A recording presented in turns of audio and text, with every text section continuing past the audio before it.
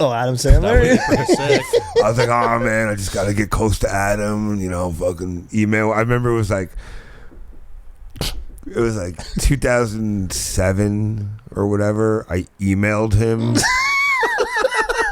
Hey Adam, it's Mike. No, Love your work. I emailed him my version of the Hanukkah song Part 4.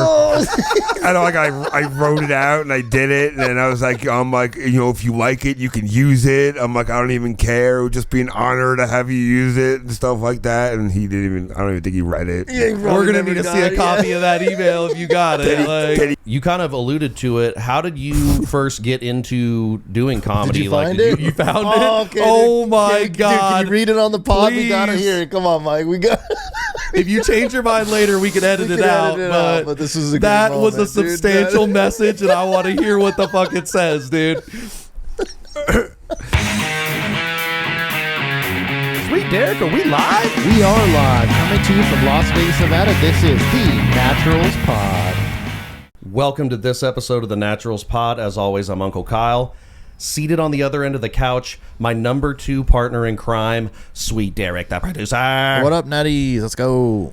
Today, we have a very special guest. If you're in Vegas, you need to catch him performing at the LA Comedy Club at the Strat. If you haven't already, check out his Laugh After Dark set on YouTube. It's fucking great. Welcome to the show, comedian Mike Krasner. Thank you guys. Good to be here. Yeah. Thanks for having me. Absolutely. Glad to have you, buddy. I really enjoyed having you over on Todd's pod. I had not seen you perform live up to that point.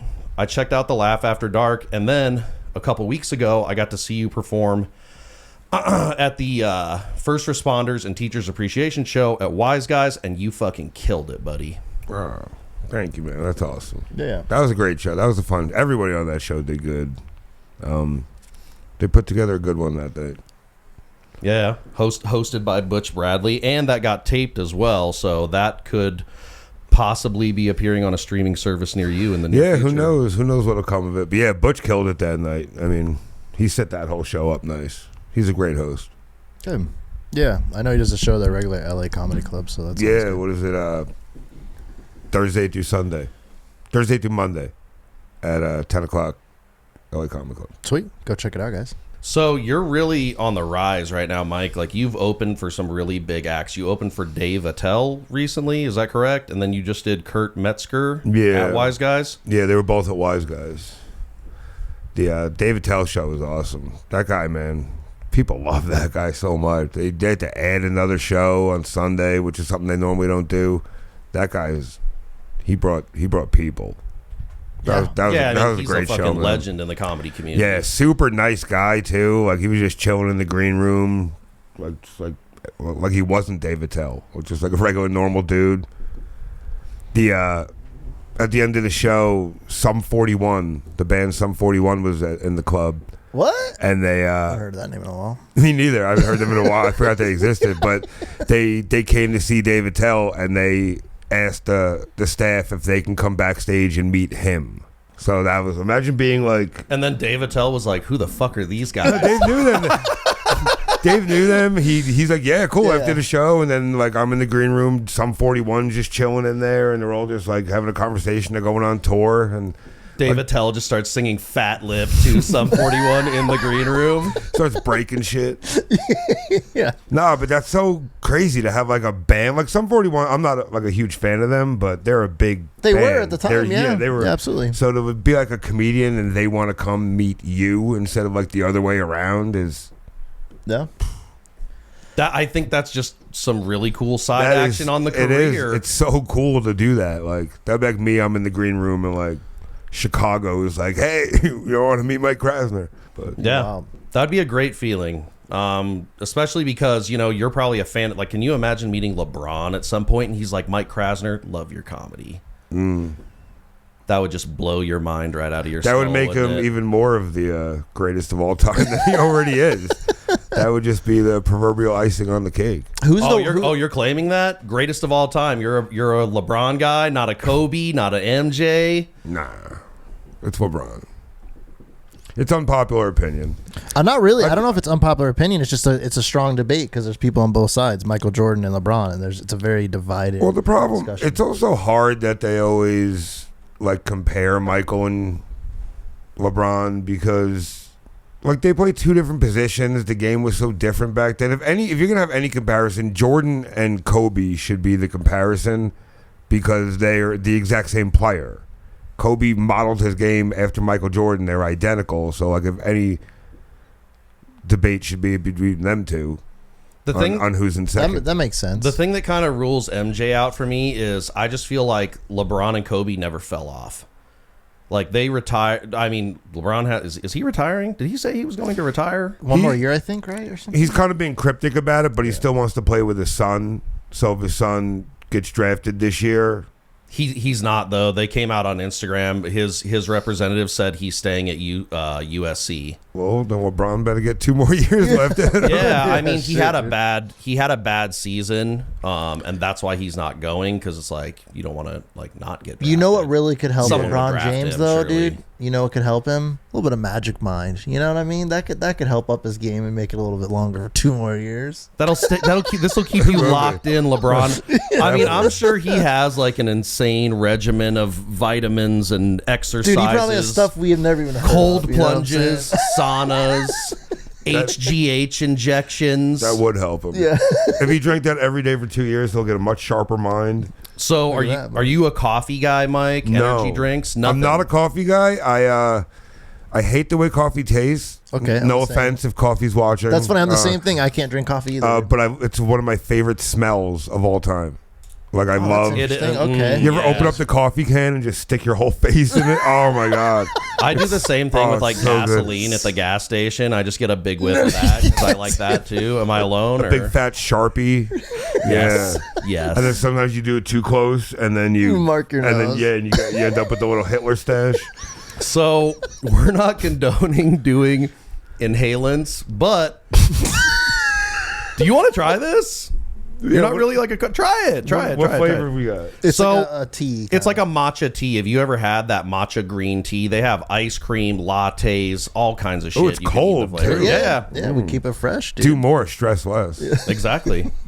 It actually works pretty good, man, because I am an energy drink guy, so... It smells like pear. Yeah, but it's about consistency. I'm a big supplement guy. Believe it or not, by the look of me, I do go to the gym regularly.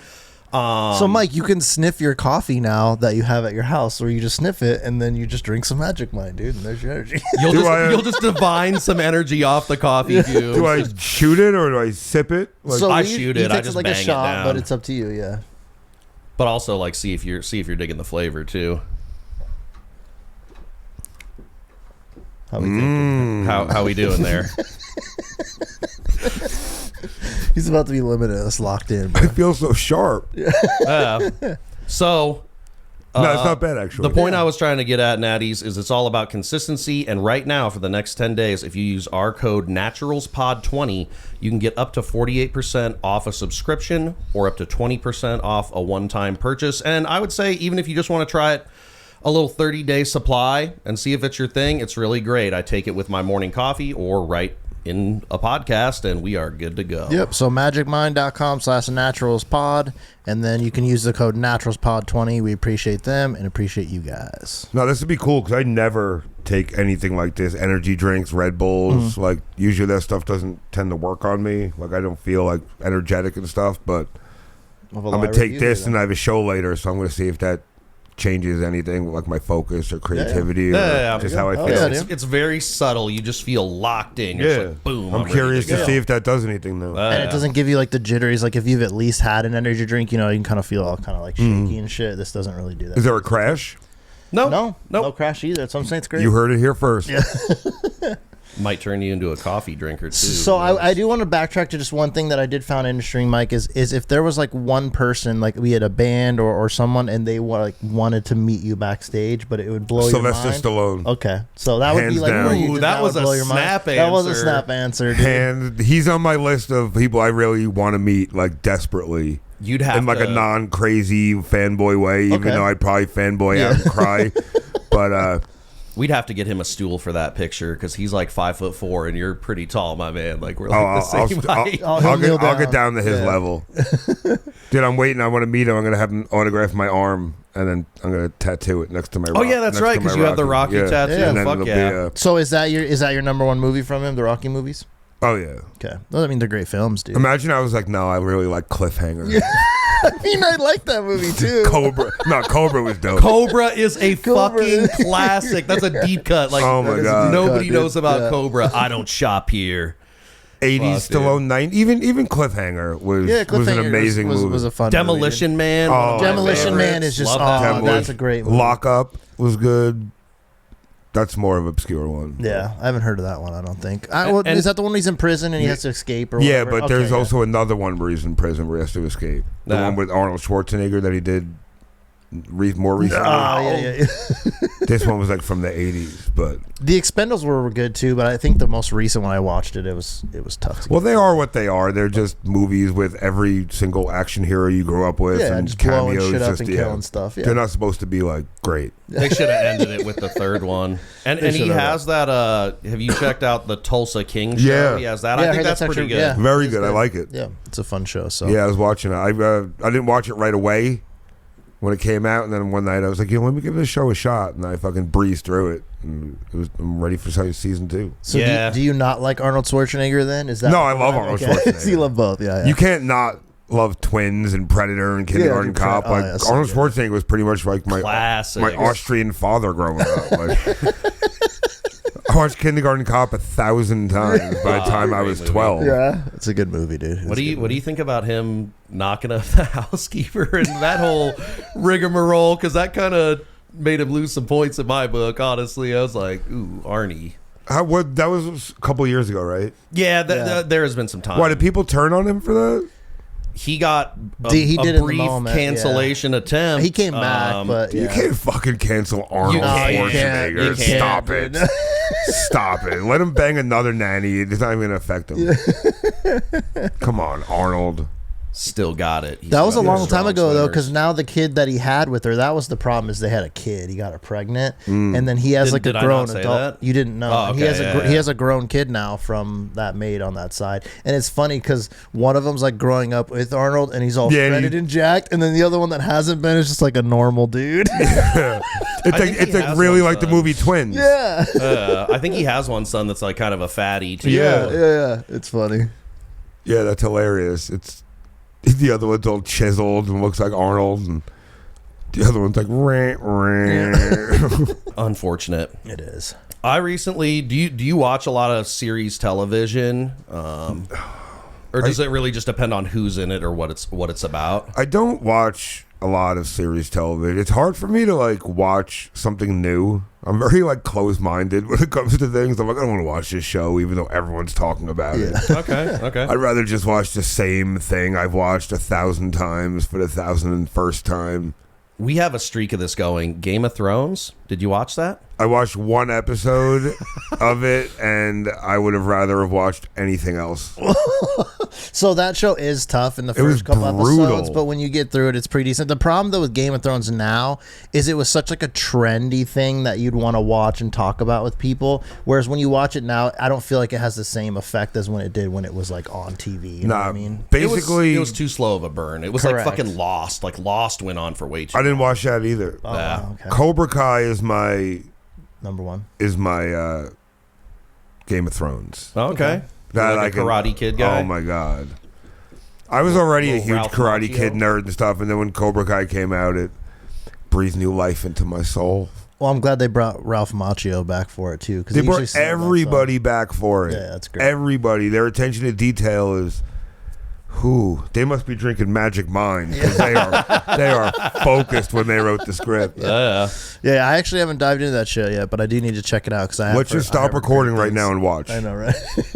It's so good. You need to watch it. I will. I'll check it out. I just finished like Fallout, which is a really good show that just came out. It's based off the video game that's on Amazon Prime. That's really, really cool.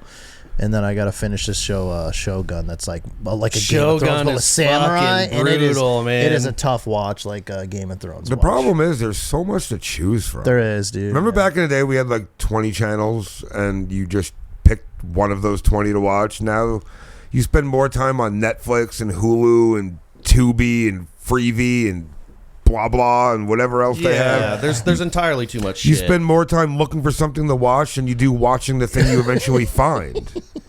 You spend 4 hours looking for a 2-hour movie. Yep. It is. And then on top of that, like you were saying earlier, most of the time I just end up watching some shit I've already watched before because you're like, fuck this, I don't want to try anything new. Because then I'll flip through and I'm like, oh, I haven't seen this movie in a while. Short Circuit 2, I'm going to watch this. And then I'm like, well, let me see if I can find something better. Yeah. It's like, why? I already found something I like. And then I'm like, oh, Goonies, oh this, oh that. And then I turn something on and I'm like, nah, I'm not interested. I'm putting on Family Guy for the billionth time. It's a comfort show. Yeah, because you don't have to pay attention. You can like play a game on your phone, whatever, and you already saw the episode. You don't need to like pay attention. But if I put on like the King's Speech, I'm gonna have to be like, "Ooh, what's going on?" Yeah. So I've watched The Office, the whole series, probably at least a dozen times, and it was one of those things. Have you ever watched Netflix while driving? Ever? Oh yeah. I have a special clip that like puts the phone on the dash. But I stopped doing it because I used to do that when I was working out at State Line, and I had a long drive back and forth every day because I'm on the north end of town, and then I got to drive clear out to State Line. So I would just clip it on the dash and just run through old episodes of The Office. It's a great way to kill time. You're like, oh, I'm 2 hours away. That's like 5 episodes of The Office, and then you're there. It's like listening to a slightly distracting audiobook and you shouldn't be staring at the screen. Well, it was raining and traffic right around Tropicana had just come to a stop, and I was invested in what was going on in the episode. I looked up too late, slammed on the brakes, and skidded right into the back of the car in front of me. It blows the trunk open, and there's just an open pack of Modelo sitting there. And I'm like, oh, cool. So we're having some after-work beers. The guy gets out with one in his hand, slams the trunk, and just goes, we're good. Like, no problem. Wow. You got lucky. That is perfect. Yeah. Damn, anyone else would have fucking...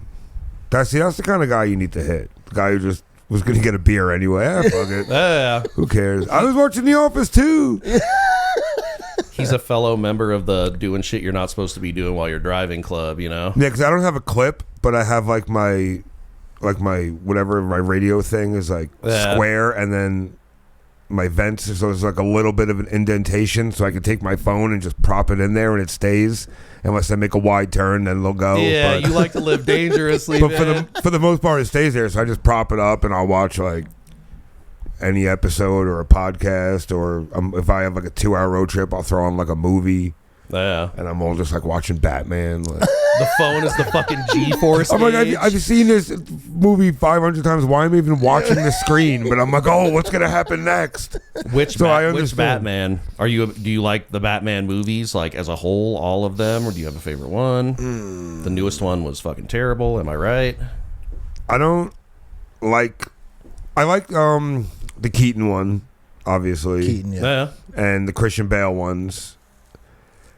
But like Batman versus Superman, dog shit. Yep. Terrible. Agreed. All the Justice League ones were terrible. Yep.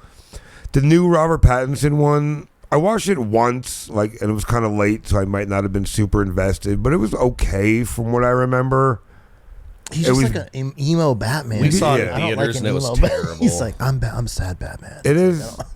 It is a little emo and stuff like that, but I'm curious to see what they're doing on the sequel, and I'll probably have to watch it again just to give it another shot. But it was definitely better than the Justice League ones and the. I agree with that. Yeah, and Batman honestly, versus Superman. I hate when they get like unrealistic, which is stupid to say because it's Batman.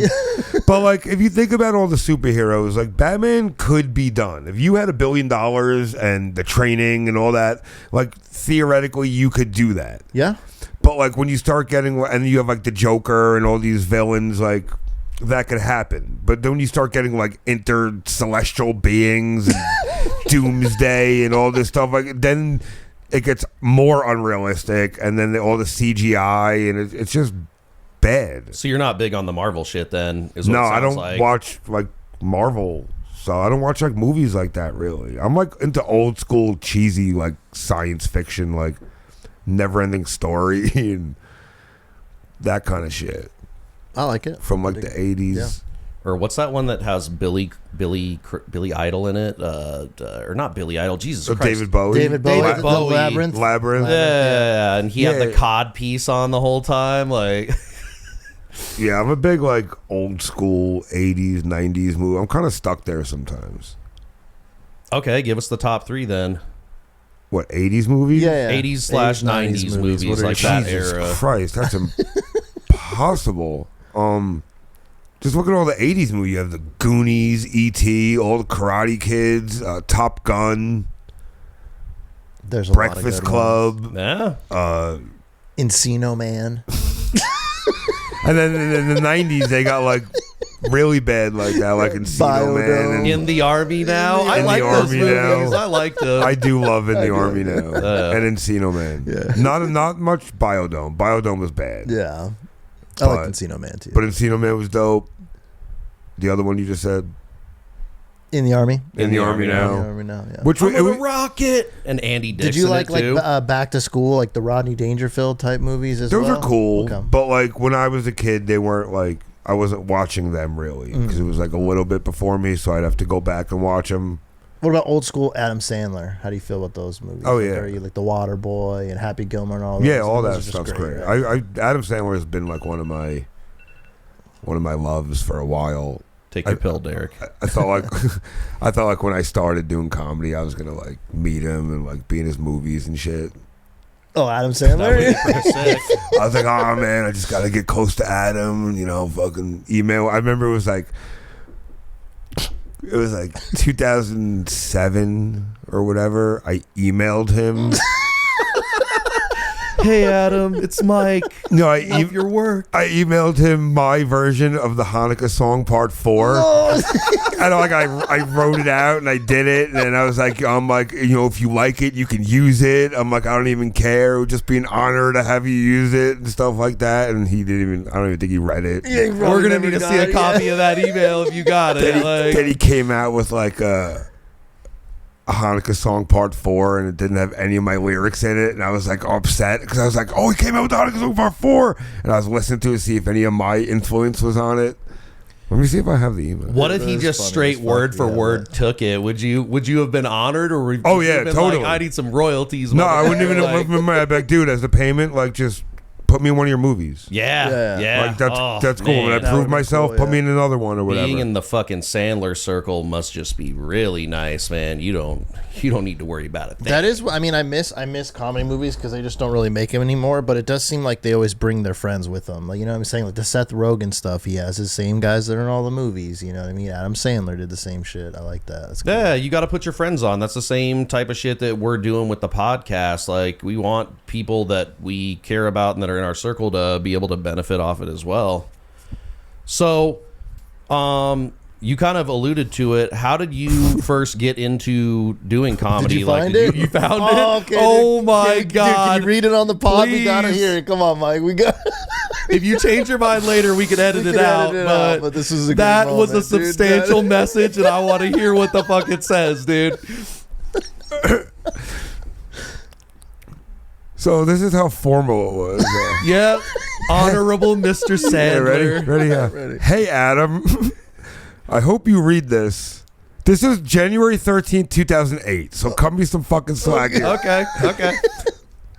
My name is Mike Krasner. I am a stand-up comic from Long Island and a fellow Jew. You got a pander. You are my biggest comic influence and my inspiration on stage as well.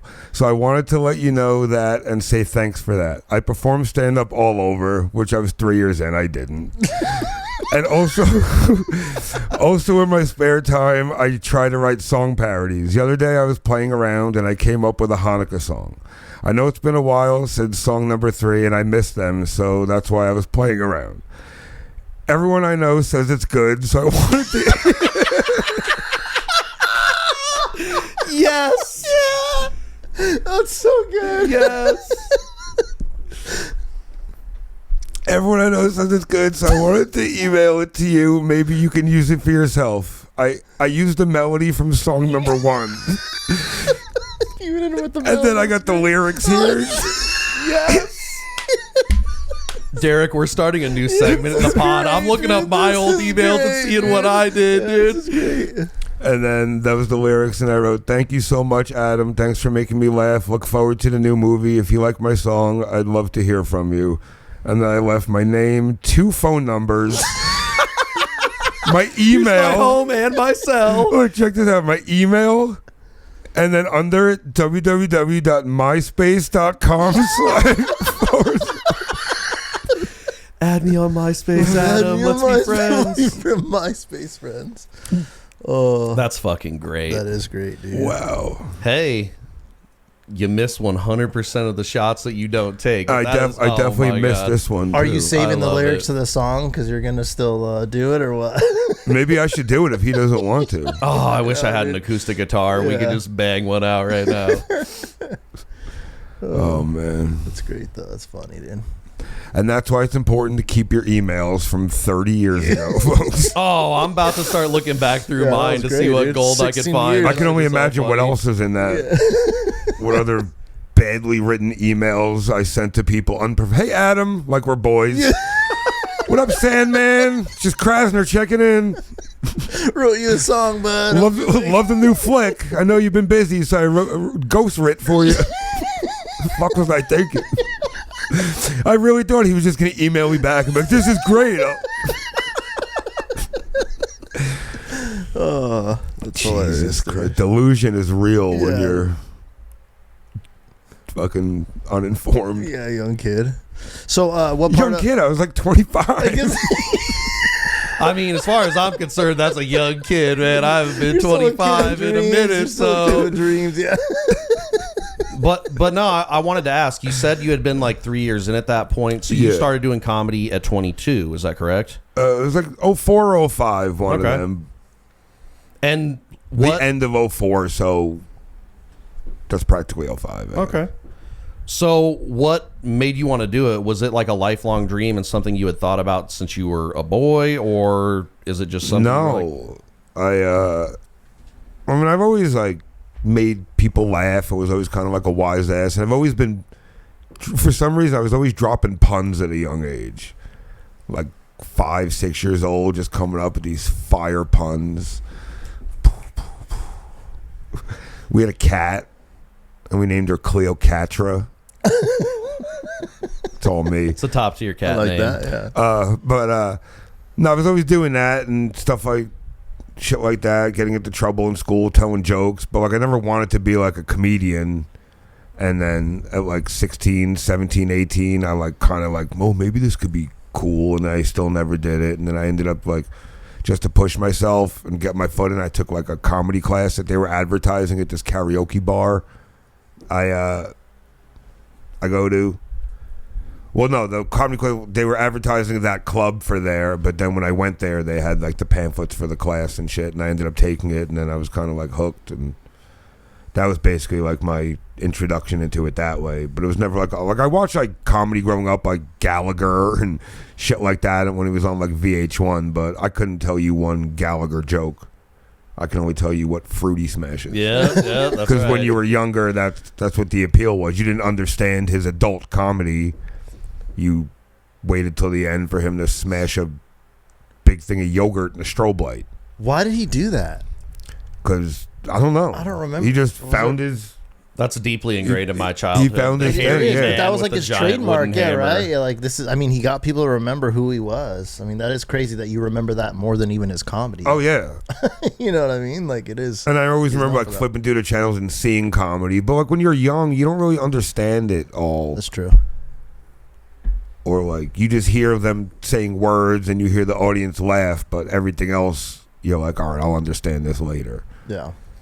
I mean, in my mind, comedy is a game that you master in time, and I think it's just not something you do when you're very young. Like you have to live. Comedy's about experiences. All the jokes and bits and stories come from your life, or in my mind they should, because a lot of the comedians that I really like and respect, that's what they do. Or it might not even be necessarily the material that comes from your life, but the way you present it and the way you just still have natural life experience. So like I'm gonna tell my jokes different today than I would have when I first started.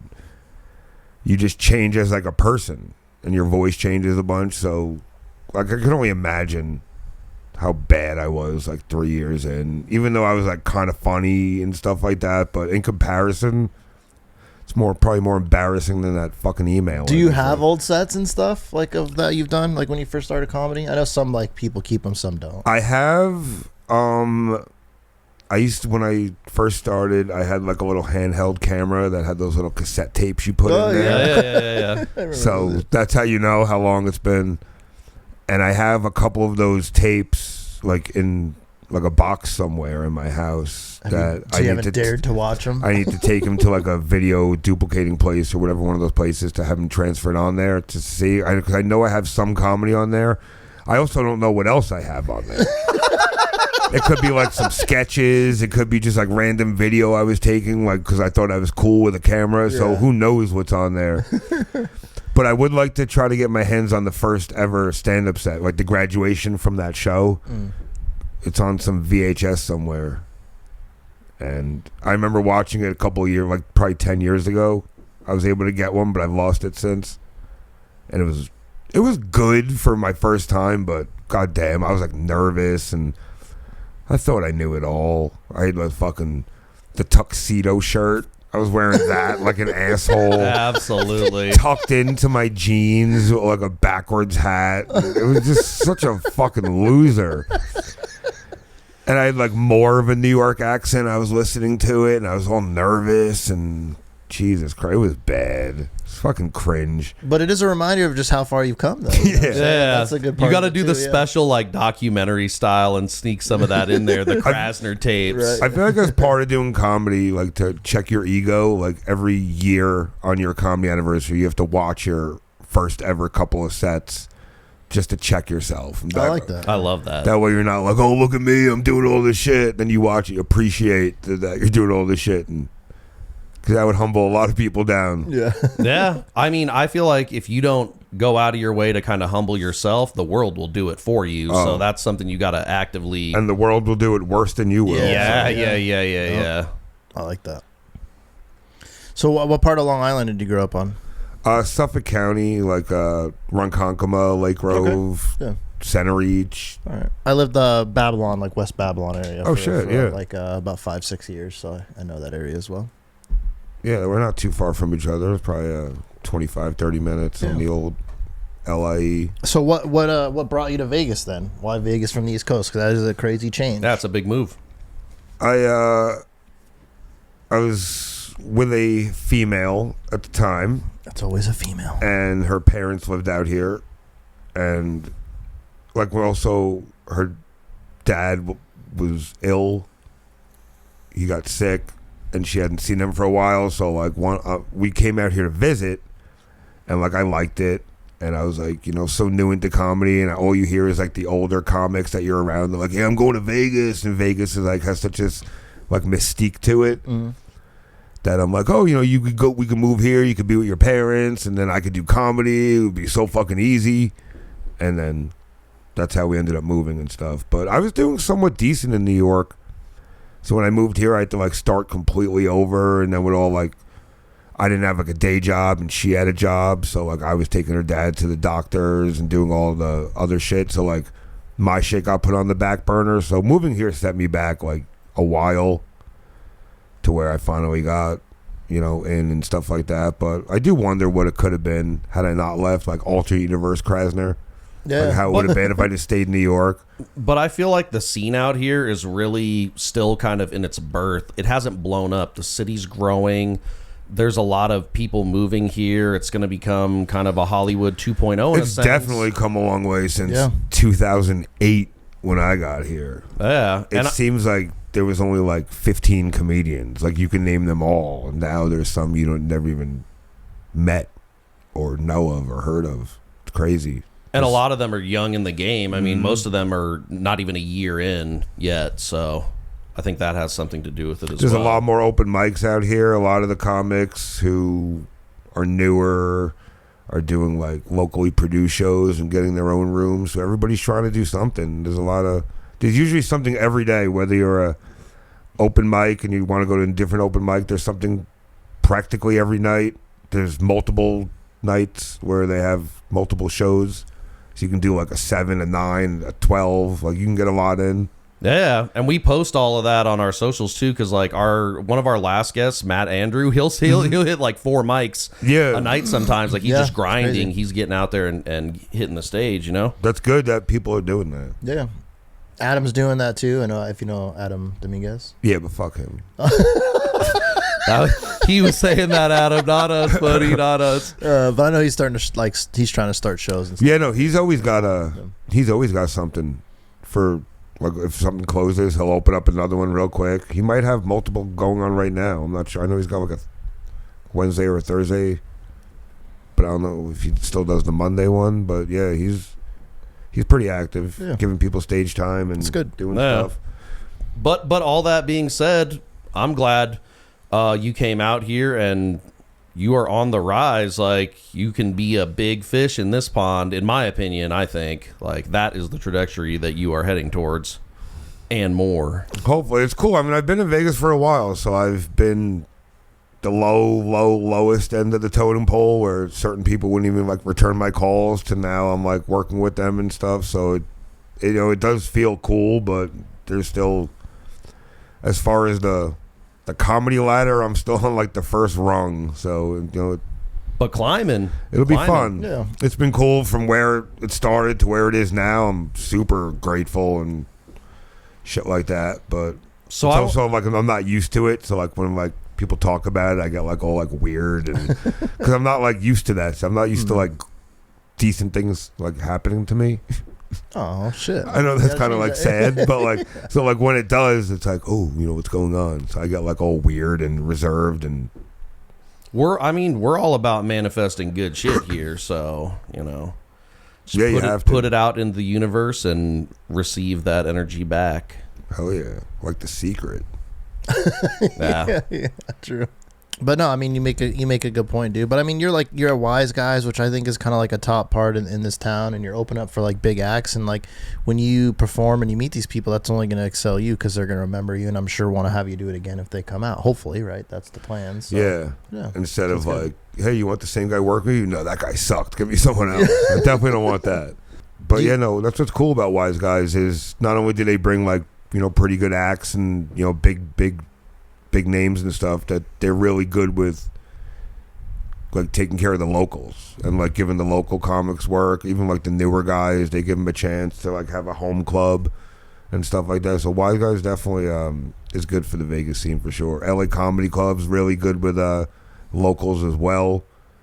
They got a lot of locals that at least host and some features, and some local guys that work their way up to headliner who don't live here anymore, but people who started out doing comedy and then just worked their way up to headliner. So LA Comedy Club, it's like a farm system. It's great to have someone like that, like supporting the young comics and shit like that. Yeah. So awesome. I got it back.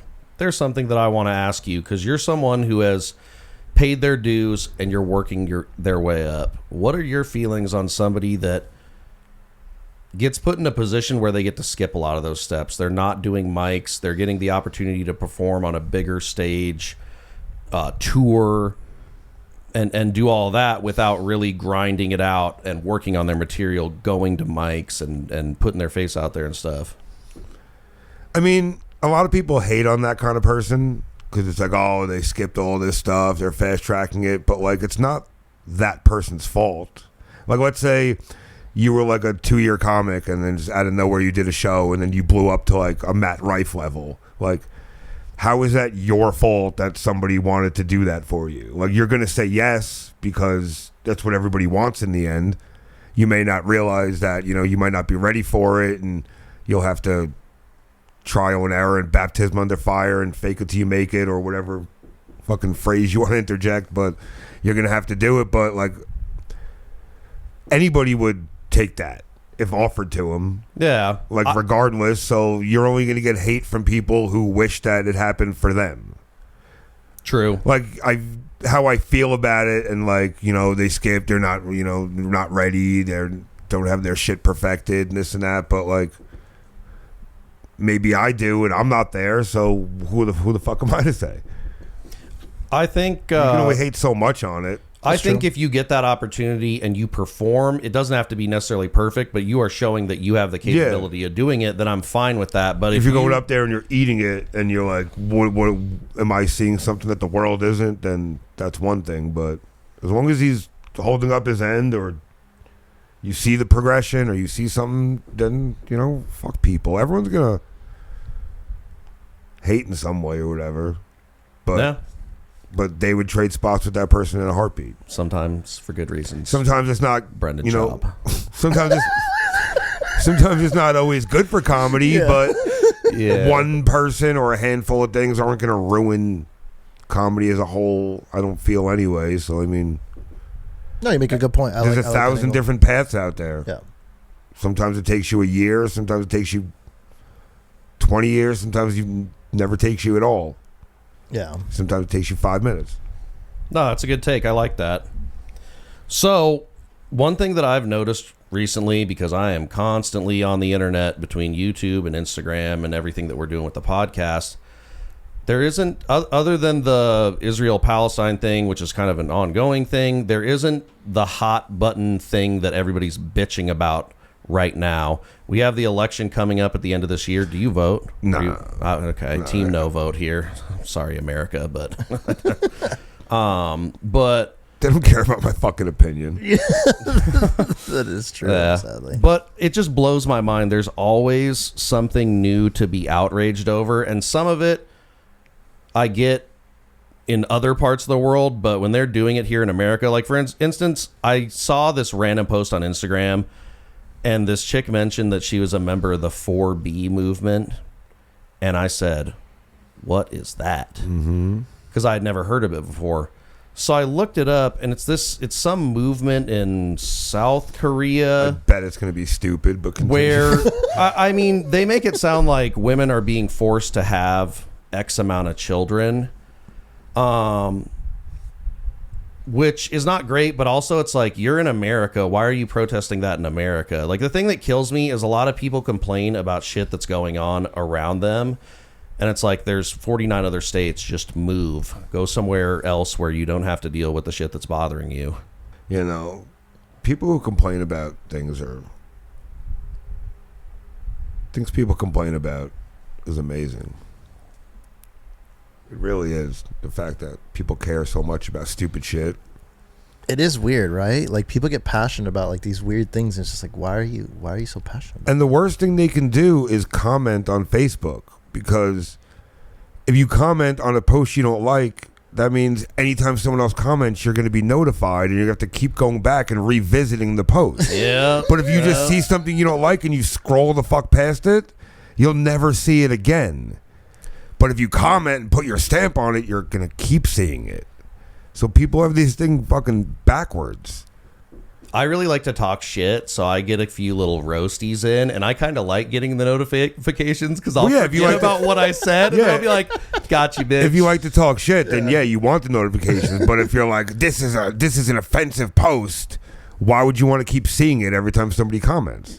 Fucking keep your distance so you never have to see it again, you idiot. Yeah, that's true. It makes no sense. People like getting incensed about shit, and it's funny looking through those comment threads.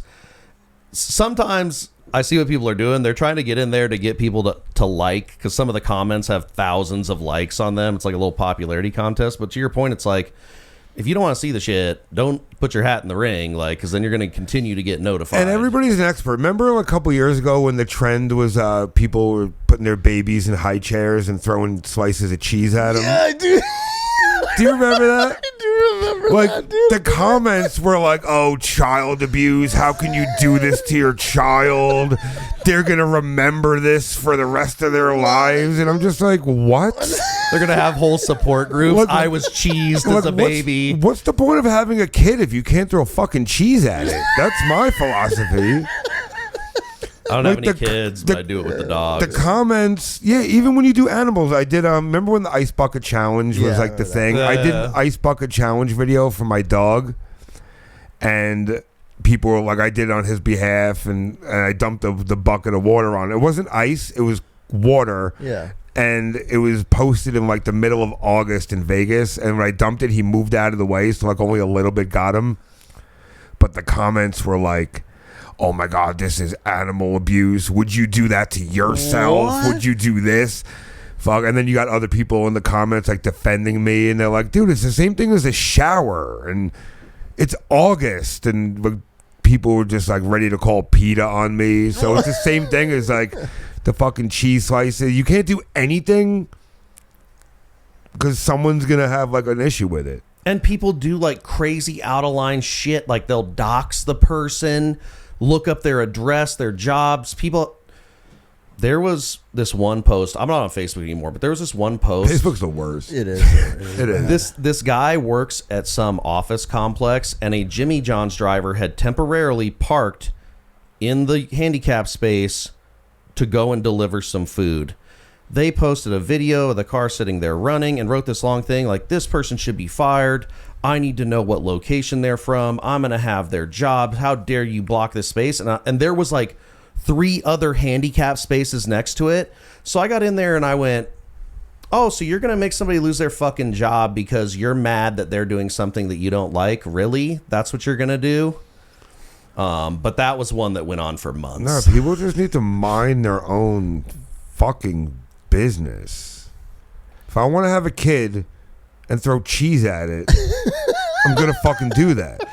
And I'm not going to stop there. I'm going to adopt more kids and I'm going to throw cheese at them.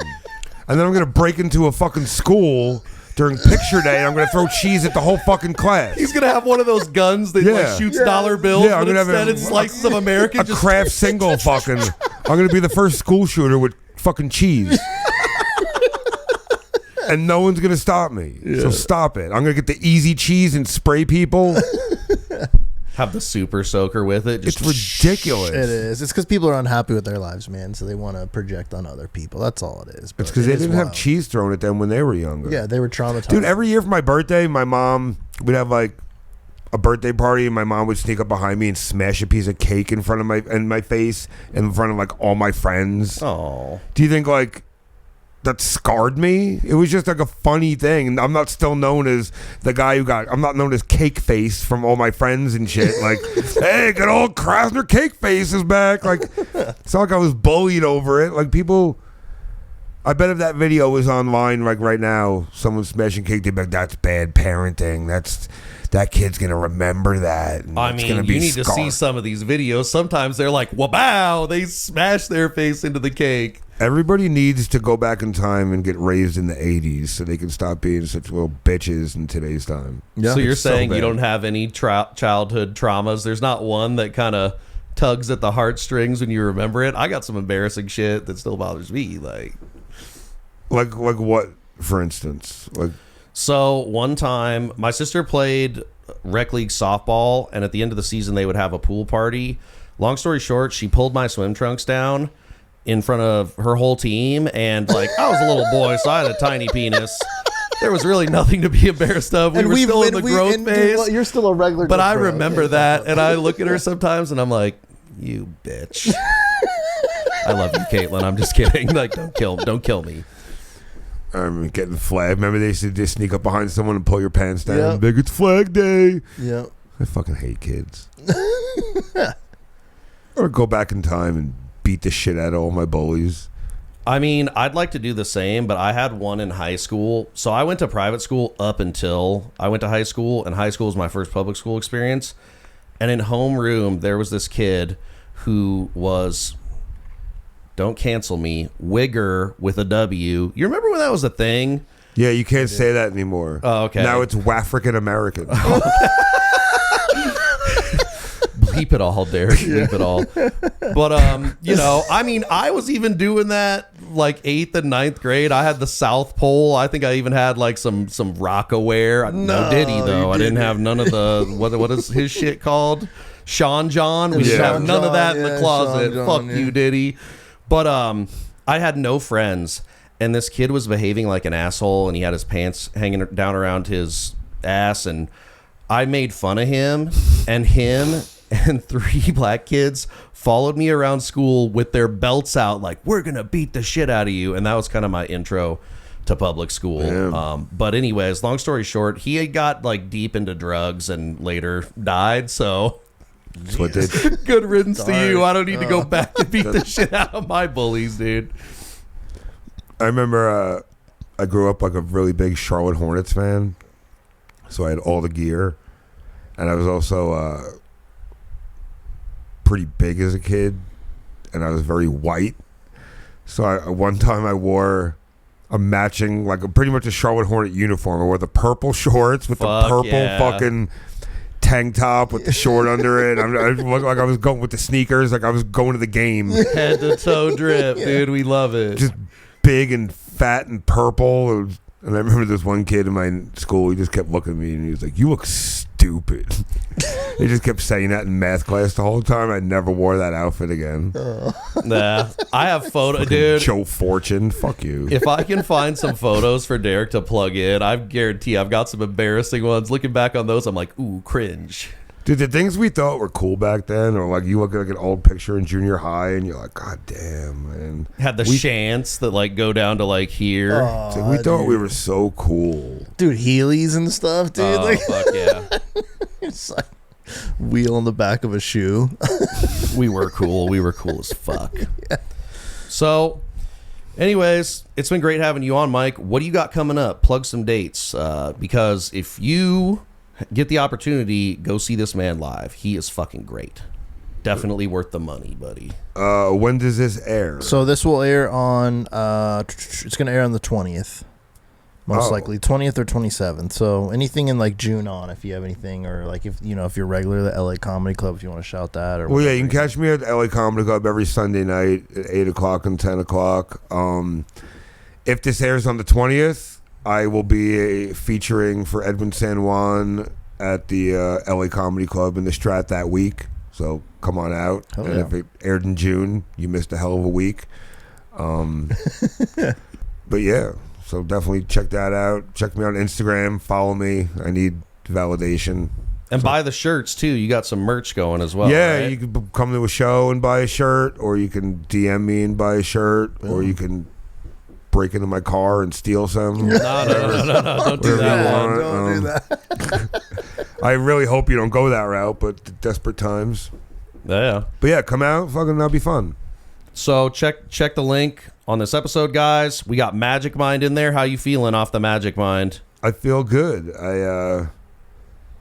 I'm still kind of used to being awake at this hour. You guys film very early, 1 p.m. Just putting us on blast right now.